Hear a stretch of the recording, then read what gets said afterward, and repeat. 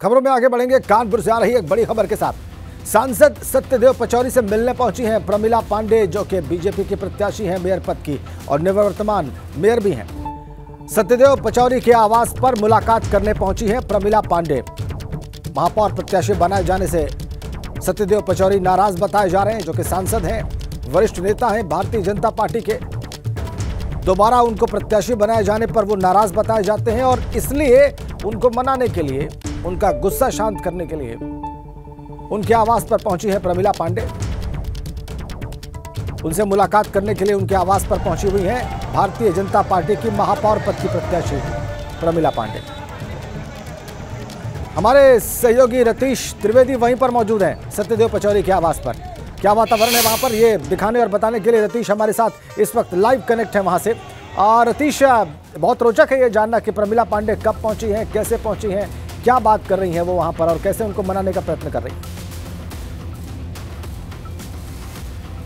देखिए, उत्तर प्रदेश के नगर निगम चुनाव को अगर बात की जाए तो 17 नगर निगम चुनाव में सबसे ज़्यादा इंटरेस्टिंग कानपुर नगर निगम का चुनाव कहा जा रहा है, क्योंकि महापौर प्रत्याशी को लेकर के जो सस्पेंस रहा, आईपीएल के मैच की तरीके से सस्पेंस रहा, उसको लेकर के एट लास्ट आखिरी मोमेंट पर प्रमिला पांडे को यहाँ पर प्रत्याशी बनाया गया। उसके बाद पहले भी भारतीय जनता पार्टी के दो खेमे, दो धड़े काफ़ी ज़्यादा सक्रिय नजर आ रहे थे। ये सत्यदेव पचौरी का घर है, जो कानपुर के सांसद हैं, और अब से कुछ देर पहले यहाँ पर प्रमिला पांडे पहुंची थी सत्यदेव पचौरी का आशीर्वाद लेने। 15 मिनट की एक छोटी सी मुलाकात हुई है और उसमें आशीर्वाद मिलने का दावा प्रमिला पांडे के द्वारा किया गया, लेकिन जिस तरह का चेहरा वो लेकर के बाहर निकली मुलाकात करने के बाद, ऐसा लगता नहीं कि उनको पूरी तरीके से आशीर्वाद मिला है। सत्यदेव पचौरी के साथ पिछले 1 से 1.5 घंटे से हम बातचीत कर रहे हैं।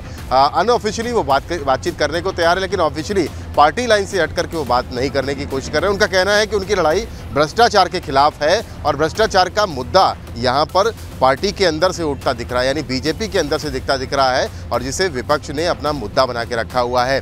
समाजवादी पार्टी ने एक टैक्स का नाम दिया, उस टैक्स को लेकर के चर्चा हो रही है, और भारतीय जनता पार्टी पर जो भ्रष्टाचार के प्रति जीरो टॉलरेंस की नीति के तहत काम करने का दावा करती है, उसमें समाजवादी पार्टी भी, कांग्रेस भी और तमाम अन्य दल भी बीजेपी को कानपुर नगर निगम में भ्रष्टाचार के नाम पर घेरने की कोशिश कर रहे हैं।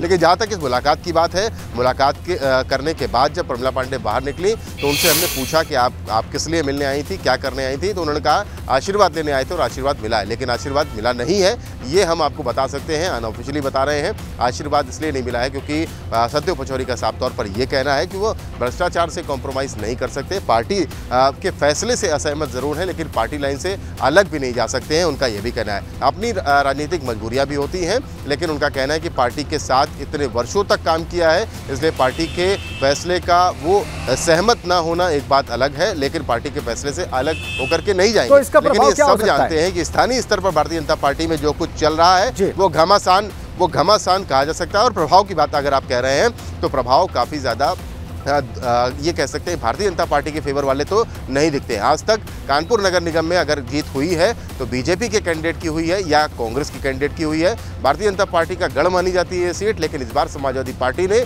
ब्राह्मण प्रत्याशी उतारकर सबके खेल बिगाड़ दिए हैं और सब गुणा गणित करने में सब लगे हुए हैं। समीकरण बिगड़े हैं बीजेपी के भी, और बीजेपी ने अपने कैंडिडेट को आखिरी 24 घंटे के अंदर बदल दिया। ये माना जा रहा था और तय माना जा रहा था कि नीतू सिंह यहाँ से कैंडिडेट होंगी, लेकिन नीतू सिंह का टिकट काटा गया और प्रमिला पांडे को दिया गया। और उसके बाद पार्टी में दोफाड़ है, पार्टी में नाराजगी है और पार्टी के बड़ी महत्वपूर्ण रिपोर्ट दे रहे हैं जी रतीश, आप बड़ी महत्वपूर्ण रिपोर्ट दे रहे हैं कानपुर से, और आप ये भी बता रहे हैं कि जितने भी महापौर के चुनाव हैं, निगम के चुनाव हैं, उनमें सबसे रोचक कानपुर का चुनाव है। धन्यवाद आपका।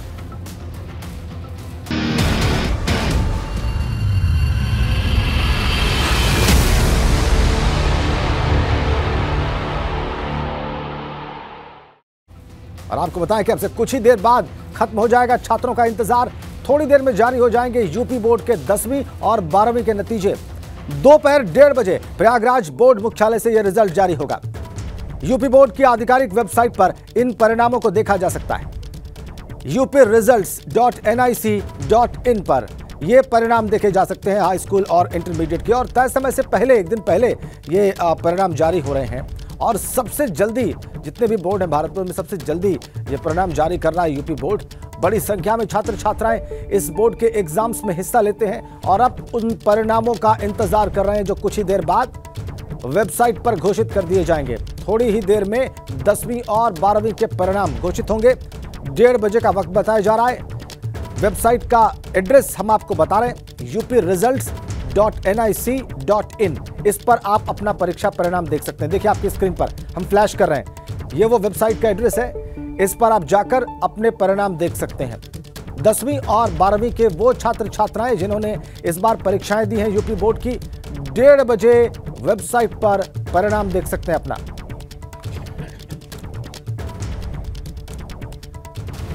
एबीपी गंगा पर भी आप रिजल्ट देख सकते हैं। एबीपी गंगा पर आप देखिए उत्तर प्रदेश बोर्ड के 10वीं और 12वीं के नतीजे। 10वीं के नतीजों के लिए up10.abplive.com पर आप लॉगिन करें। 10वीं के नतीजों के लिए फिर से सुनिए, up10.abplive.com पर आप लॉगिन करें, परिणाम देखें।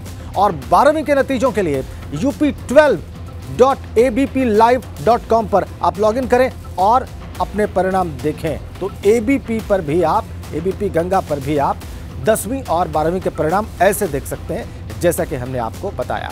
दोपहर 1:30 बजे का वक्त बताया जा रहा है और हमारे तमाम संवाददाता अलग अलग शहरों से इस वक्त हमारे साथ जुड़ चुके हैं, कनेक्ट हैं। आगरा से नितिन उपाध्याय इस वक्त हमारे साथ जुड़े हुए हैं। इसके अलावा मेरठ से सनुज शर्मा हमारे साथ हैं और प्रयागराज से मोहम्मद मोइन भी हमारे साथ जुड़ चुके हैं। प्रयागराज में कार्यालय है यहाँ पर यूपी बोर्ड का, तो आपको सीधा पहले प्रयागराज ही लिए चलते हैं मोइन के पास। और मोइन, मैं देख पा रहा हूँ कि आप शायद कार्यालय पर ही उपस्थित हैं, और अगर हैं ऐसा तो बताएं कि वहाँ पर वातावरण क्या है।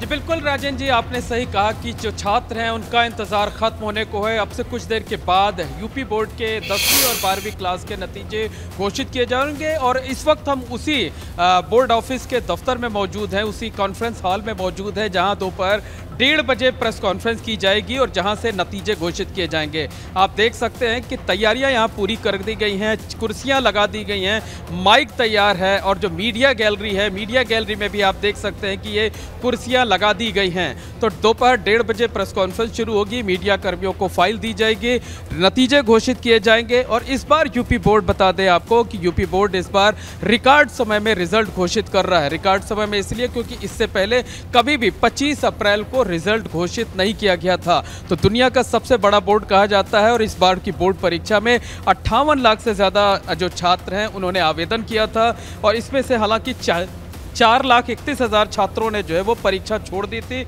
लेकिन उसके बावजूद 54 लाख तकरीबन छात्रों का रिजल्ट आज यूपी बोर्ड जारी करेगा। रिकॉर्ड समय में रिजल्ट जारी कर रहा है और अगर रिजल्ट की बात करें तो छात्र छात्राओं में बेसब्री से इंतजार है। तमाम स्कूलों में सुबह से ही छात्र जुटना शुरू हो गए हैं। छात्रों के साथ साथ जो उनके पेरेंट्स हैं, जो उनके टीचर्स हैं, स्कूल से जुड़े हुए लोग हैं, उन सभी को भी बेसब्री से इंतजार है। तो रिजल्ट जो है वो घोषित होगा। इसके साथ साथ मेरिट लिस्ट भी जारी की जाएगी।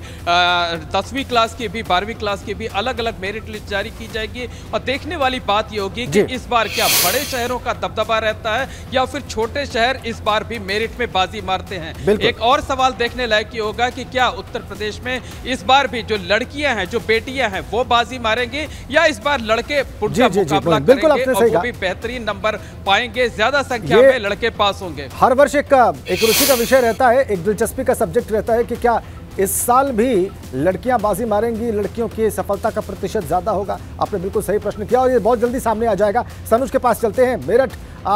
मेरठ भी शिक्षा का एक बड़ा केंद्र है और मेरठ से बड़ी संख्या में मेरठ क्षेत्र की अगर बात करें सनुज, तो लड़के लड़कियां, छात्र छात्राएं परीक्षा में हिस्सा लेते हैं और जाहिर सी बात है जिन्होंने इस बार हिस्सा लिया है उन सभी को 1:30 बजने का बहुत बेसब्री से इंतजार होगा। सनुज,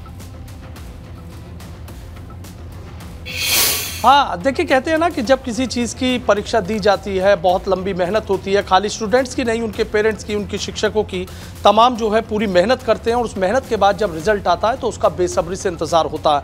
ये तमाम वो स्टूडेंट्स हैं कि जिनको बेसब्री से इंतज़ार है कि आज उनका जो बोर्ड का रिजल्ट है वो आ रहा है, कितने वो परीक्षा में सफल हुए, कितने मार्क्स का उनका दावा था, किस तरीके से उनकी तैयारियाँ थी। आज जो परिणाम है वो उनके साथ आ जाएंगे और जो पेरेंट्स हैं, पेरेंट्स भी इस बात का इंतजार कर रहे हैं कि हमने जो बच्चों के साथ मेहनत की उस मेहनत में वो कितना सफल हुए, कितना कामयाब हुए। एक एक करके स्टूडेंट से बात करूंगा। क्या नाम है आपका? फरजान इज़वी। अच्छा फरजान, किस क्लास के एग्जाम दिया? 12th क्लास के। अच्छा, क्या लग रहा है रिजल्ट का? धड़कनें बढ़ी हुई हैं, चेहरा बता रहा है रिजल्ट अच्छा जाएगा वो। अच्छा, थोड़ा नर्वस नजर। जी जी जी। अच्छा, वैसे एग्जाम अच्छे हुए? एग्ज़ाम अच्छे गए हैं। अच्छा जी। क्या उम्मीद लग रही है कि बहुत अच्छे मार्क्स हैं? 80+। अच्छा 80+। अच्छा 80+ की इनको उम्मीद लग रही है। क्या नाम है आपका? गौरव पाल। अच्छा गौरव, किस सब्जेक्ट्स में? PCM। अच्छा, क्या बहुत नर्वस हैं आज रिजल्ट इसको लेकर? जी अच्छा, क्या क्या सोच रहे हैं? 75+। अच्छा 75। अच्छा, आपका क्या नाम है? नव्या। अच्छा नवीन, आपका किस सब्जेक्ट से? पीसीबी। क्या लग रहा है रिजल्ट्स का? थोड़ा सा नर्वस नजर आ रही है। हाँ जी, अच्छा बढ़िया जाएगा, बहुत पढ़ाई करी है, अच्छा अच्छा, कितना उम्मीद लगा के चल रहे हैं? मतलब बढ़िया आएगी, 80+ तो आएगी। अच्छा 80+ तो आएगी। तो जो मेहनत करी आज उसका परिणाम आ रहा है तो थोड़ा सा इंतजार रहता ही है। हाँ जी। देखिए कुछ पेरेंट्स भी हैं, उनसे भी बात कर लेता हूँ सर। एक बात है कि बच्चों के कहते हैं कि खाली बच्चों की मेहनत नहीं होती, पेरेंट्स की भी मेहनत होती है। तो क्या लग रहा है आज? आप तो मुस्कुरा रहे हैं, तो क्या कॉन्फिडेंस है? हाँ, मुझे कॉन्फिडेंस है। मेरा भतीजा है, बुलंदशहर से आकर मेरठ में पढ़ रहा था और बहुत मेहनत की है, तो मुझे खुशी है। मुझे उम्मीद है कि 90+ उसका परसेंटेज आएगा डेफिनेटली। अच्छा, इतना भरोसा किस वजह से? मतलब उसकी मेहनत जो उसने मेहनत की है, लगातार 2 साल उसने बहुत 8 से 10 घंटे उसने स्टडी की, तो ऑब्वियस है मुझे उम्मीद है कि उसका परसेंटेज 90+ 100% आएगा। अच्छा, कहते हैं ना मेरठ पे वैसे भी नजरें टिकी रहती हैं, और एक ये बात रहती है कि गर्ल्स बाजी मारेंगे इस बार या बॉयज़ बाजी मारेंगे, तो आपको लगता है कि अब वो पुराने दौर से चीज़ें निकल कर आगे अब तो मेहनत करनी पड़ेगी, चूँकि मेरिट के आधार पर तमाम चीज़ें? देखिए, जहाँ तक परसेंटेज देखते हैं, जो प्रीवियस रिजल्ट्स को हम एनालाइज करते हैं, तो चूँकि गर्ल्स बहुत ज़्यादा मेहनत करती हैं, तो बाजी तो गर्ल्स ही मारती हैं, लेकिन बॉयज़ भी अब पहले से जो उनके परिणाम आ रहे हैं वो बड़े अच्छे परिणाम उनके आने शुरू हो गए हैं। तो लग रहा है ना कि अब जैसे मेरिट के आधार पर सब चीजें होती हैं, तो समझ माता पिता भी एंशियस होते हैं। बिल्कुल सनुज, माता पिता को भी बहुत चिंता होती है। देखिए, अब तो सिनेरियो चेंज हो गया। पहले जो भी एग्जाम परसेंटेज दिया करते थे और परसेंटेज के बिहाफ पे आगे सेंट्रल यूनिवर्सिटी में एडमिशन हुआ करते थे, आज वो समय निकल गया। अब CUET के थ्रू एक एंट्रेंस एग्जाम होता है सेंट्रल यूनिवर्सिटी के लिए, तो परसेंटेज वेरी भी करता है, फर्क नहीं पड़ता, लेकिन बच्चे को जो सब्जेक्ट की नॉलेज प्रॉपर है, डेप्थ में ठीक बात है सनुज, किया हुआ है, तो उसको नॉलेज होनी चाहिए। बच्चे को, छात्र छात्राओं को नॉलेज होनी चाहिए, उनका कॉन्सेप्ट क्लियर होना चाहिए। जो विषय उन्होंने पढ़े हैं उनका कॉन्सेप्ट क्लियर होना बहुत ज़रूरी है, और ये बहुत मदद करता है जब वो प्रवेश परीक्षाओं में हिस्सा लेते हैं। तो हम सबके चेहरे पर वो नर्वसनेस देख सकते हैं सनुज, जो छात्र छात्राएं आपके साथ खड़े हैं, और बल्कि जो पेरेंट वहाँ पर हैं उनके चेहरे पर भी इसको पढ़ा जा सकता है। लेकिन आगरा में क्या हाल है? आगरा के छात्र छात्राएं किस तरीके से इंतजार कर रहे हैं दोपहर के 1:30 बजने का इन परिणामों का, ये नितिन उपाध्याय हमें बताने के लिए बिल्कुल तैयार हैं, आगरा से जुड़े हैं। नितिन, आप आगरा में कहाँ मौजूद हैं और क्या देख रहे हैं? देखिए, बिल्कुल राजेंद्र, देखिए जो ये परीक्षा की घड़ी है और पहला जो कहा जाए ब्रेक थ्रू यहाँ से मिलता है, और ऐसे में जो बच्चे हैं या उनके अभिभावक हैं, टीचर्स हैं, उनकी जो धड़कनें हैं वो बहुत ज़्यादा बड़ी रहती हैं, क्योंकि ये करियर का सवाल है। देखिए, मैं इस समय गोविंद सावित्रीबाई फुले कन्या इंटर कॉलेज में मौजूद हूँ, और बच्चों को बोल दिया गया है, जो हाई स्कूल और इंटरमीडिएट के बच्चे हैं उनको बोल दिया गया है कि कॉलेज पहुँचना शुरू करिए। अब यहाँ थोड़ी देर में बच्चे यहाँ पहुँचेंगे, लेकिन जो मैनेजमेंट है कॉलेज का, उनसे बात करते हैं। आप बताइए कि बच्चों की परीक्षा तो होती है, लेकिन आप लोगों की भी रहती है कि किस तरह से जो पूरी साल आप मेहनत करते हैं वही नतीजों में तब्दील होता है, क्या कहना चाहिए? नहीं, वैसे तो देखो बड़ा मेहनत करना पड़ता है बच्चों का, और एक इस बार थोड़ा समय मिला भी हम लोगों को कि बच्चों को सही तरीके तैयार करना। इससे पहले हम कोरोना के जूझ रहे थे, समय भी कम मिला हम लोगों को, और तैयारी भी नहीं अच्छी करा पाए थे। फिर भी हमारे बच्चों ने बहुत अच्छा करने की कोशिश की, और इस बार भी जिस 2 तरीके से मेहनत की है, इससे और अच्छा रिजल्ट अच्छा आएगी, बहुत अच्छा आएगा रिजल्ट। 54 लाख बच्चों का आज नतीजे आने, उन्हें करियर का सवाल है। एक 12वीं की छात्रा हमारे साथ हैं, आप बताइए क्या नाम है आप? प्रियंका सविता। प्रियंका, क्या लग रहा है आप आज का दिन जैसे जैसे 1:30 बजने को हो रहा है, कहीं ना कहीं उथल पुथल, बहुत ज़्यादा प्रेशर है? Yes sir. क्या मन में चल रहा है?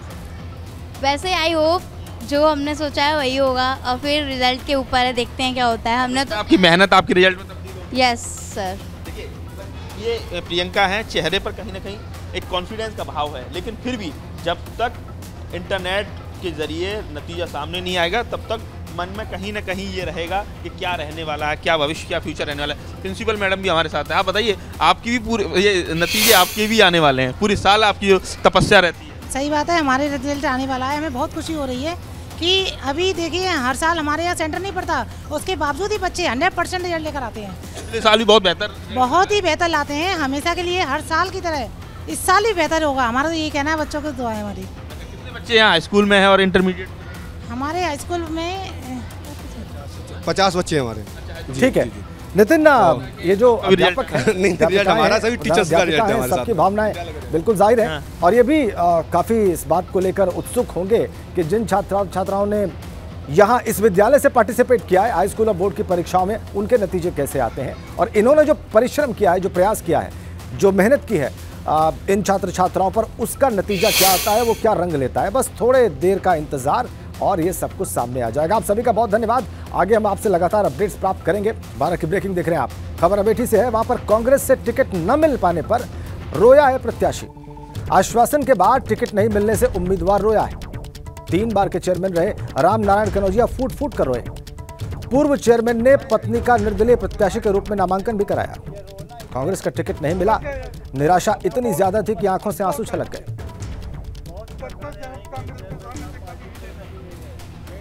अमेठी की तस्वीर, पूर्व चेयरमैन थे, अपनी पत्नी का निर्दलीय प्रत्याशी के रूप में उन्हें नामांकन कराना पड़ा चूंकि उन्हें टिकट पार्टी ने नहीं दिया। एक्सक्लूसिव तस्वीर है। आश्वासन मिला लेकिन टिकट नहीं मिला और इस पर खूब रोए। 3 बार के चेयरमैन रहे राम नारायण कनौजिया कितने भावुक हो गए वो आप इन तस्वीरों में देख सकते हैं। अमेठी की तस्वीरें।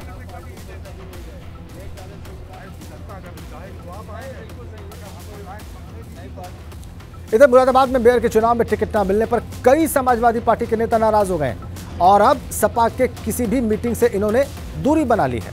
इस बीच समाजवादी पार्टी के विधायक ने एक बैठक बुलाकर समाजवादी पार्टी के बागियों से माफी मांगी और नाराज नेताओं से पार्टी प्रत्याशी के समर्थन में वोट करने की अपील की है। तो हर दल के भीतर एक बड़ा तबका है ऐसा जो कि टिकट न मिल पाने से या उम्मीदों के टूटने से नाराज है, दुखी है। समाजवादी पार्टी के भीतर जो हो रहा है उसके बारे में हम आपको बता रहे हैं। तस्वीरें मुरादाबाद की। मेयर चुनाव में टिकट न मिलने से कई नेता नाराज। उनके मन में यह बात है कि वो पार्टी मीटिंग से दूरी बनाएंगे। अब इसके बाद अगर कोई नाराज है हमसे तो भाई हम माजरत चाहते हैं, और अगर हमसे कोई नाराजगी है फिर भी नहीं खत्म करना चाहते हैं तो अपने मन में रखें। लेकिन अल्लाह के वास्ते आप सब इकट्ठे हो जाइए और इकट्ठे होकर के आप रईस भाई नईमुद्दीन साहब को चुनाव लड़ाने का काम कीजिए, क्योंकि यहाँ पर जो हमारे मंडल के अंदर जो चुनाव होता है वो समाजवादी पार्टी का होता है, राष्ट्रीय अध्यक्ष जी के चेहरे पर होता है।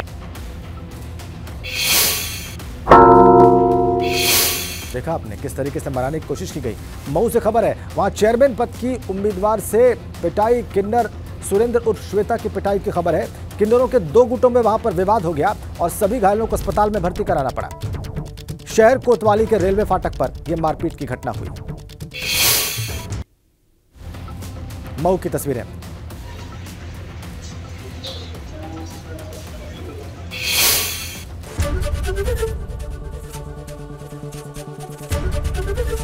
एबीपी गंगा, खबर आपकी, जुबान आपकी।